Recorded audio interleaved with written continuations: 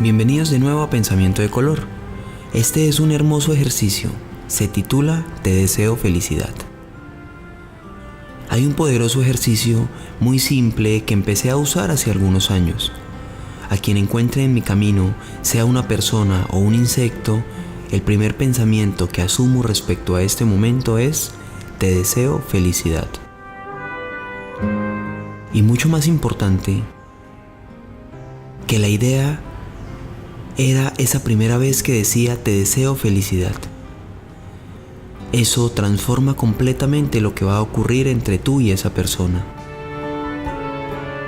Digo esto desde mi experiencia personal. En ocasiones es muy difícil cuando encuentras a tu enemigo o cuando te ves a ti mismo en situaciones inesperadas. En ese momento creas la oportunidad de hacer más espacio alrededor de ti. Ves cómo desaparece esa emoción negativa antes que te tome y te da tiempo a transformarla.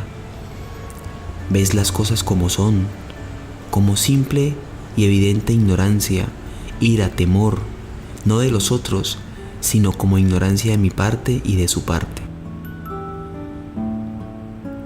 Transformas eso, lo dejas ir, te vuelves al amor.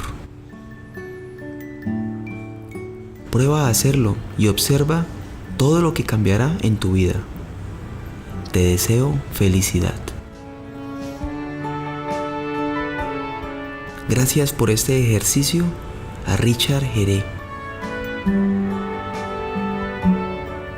Muchas gracias por seguirnos, muchas gracias por oírnos y dejarnos sus likes y comentarios.